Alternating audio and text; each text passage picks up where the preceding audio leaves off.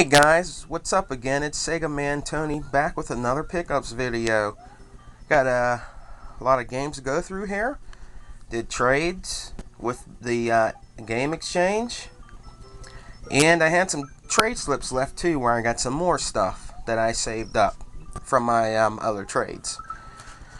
Well, one of these games here actually is from the Goodwill. Any game you find in the Goodwill I go to is $1, period. That's what they have marked when you go in on a billboard. So I found for the Wii, Link's crossbow training for the Wii. That was $1. This game I actually got at Big Lots when they had their 20% off, so I only paid $8 for it. Fully complete for the Wii. It is Resident Evil Archives. Paid $8 for that. Now the rest of these basically are from the exchange, not my friend's store, the other store. This one here was $1. It's for the Game Boy Advance. It's called Jackie Chan's Adventure. Paid $1 for that. This game here, this was all on my trade slips in a trade, is Metal Slug Advance for the Game Boy Advance. Now that was $7, but I like Metal Slug, so to me it was worth paying $7 for. This one was $1. It's Monster Truck Madness for the Game Boy Advance. This one was also $1. It is the Fantastic Four Flame On for the Advance. Got a couple Game Boy games too. This one is Blades of Steel, the most famous hockey game I believe on the NES, and it's for the Game Boy. I played in my Super Game Boy. That was $1. Ants Racing for the Color Boy. That was $1. Road Rash for the Game Boy. I believe now that I have mostly every Road Rash, you know. There's still a couple I think I have to get for the multiple systems I have, but this was only $1. Excuse me. Paperboy for the Game Boy. That was $1. I like Paperboy. This is called All-Star Challenge NBA. That was $1 for the Game Boy. What's good about these games, even if they're sports game, guys, if you have a Superboy, it just makes it a lot better. You know what I mean? I mean, it's always cool to play on the classic Game Boy, but if you have a Superboy, you should try to get every game. It doesn't matter if it's sports. On a big TV, it just makes it a lot better and more playable, I believe, because you could see more detail and more things. So, I also picked up from Konami Ultra Golf for the Game Boy. Now, these are some Genesis games I'm going to get into here. This one was $1. It is a racing game, Super Monaco GP2. That was $1. California Games. That was $2.50. This is actually a pretty cool game. I kind of like it. It's a little funny. The stuff you have to do in it, the obstacles, but it's really cool. I dig it. Now, another game here actually, it's called Burning Force. It's like a shooter with a guy that rides on like a air motorcycle. Now it has all kind of stickers all over it. It was only $2.50. I'm going to try my best to actually get the stickers off of it, but you could see half of it.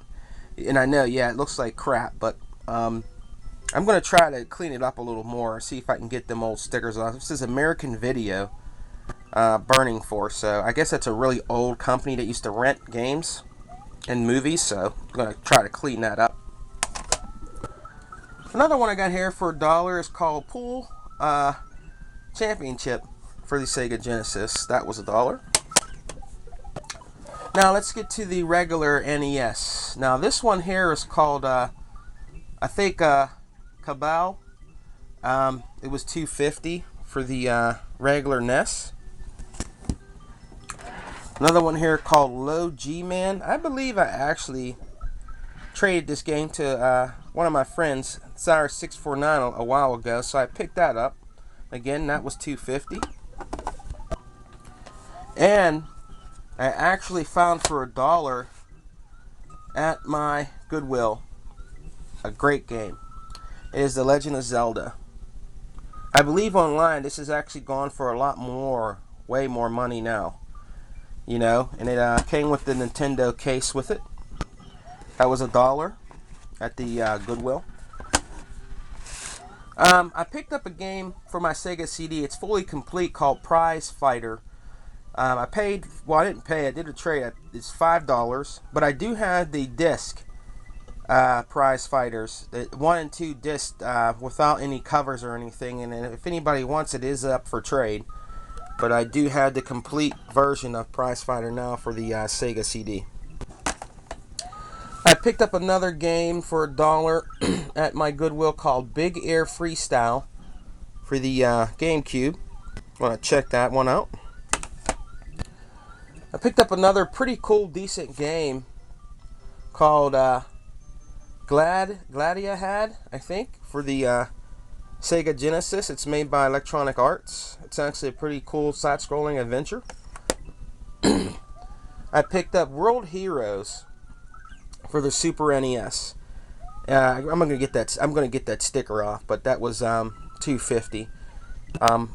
It's pretty good, actually. It's a great game. World Heroes is one of my favorite all-time 16-bit games. Another one I picked up here is Home Alone 2, Lost in New York. You know, everybody at the exchange was saying when they were younger they played this how hard it was to get past things. They said it's a really hard game, but I'm going to try it out, and I actually got to clean this box up, and I'm going to try it out and see how hard it is for myself. So another game for $2.50 is Star Trek Deep Space Nine, Crossroads of Time. Picked that up for $2.50. It is complete in box. Picked up another cool game for $2.50, Goofy's Historical History Tour. Complete in box for the Sega Genesis. That was $2.50. Adventures of Mighty Max. Complete in box. And a really cool shooter game for the Sega Genesis. It was $5, but it is complete. But like I said, I do a lot of trades. I really don't pay any money. It's mostly trades. And it is Viewpoint for the Sega Genesis. Now, I probably will be back, guys, with some more videos, because I'm starting to get a lot of games, finding games at my local Goodwill. And a lot of these box games are coming from the exchange. And they're at a fair price, so especially in box, and that's really cool. So but I will probably be back with another video, guys. Keep gaming, happy Halloween, trick or treat, smell my feet, and I will talk to you later.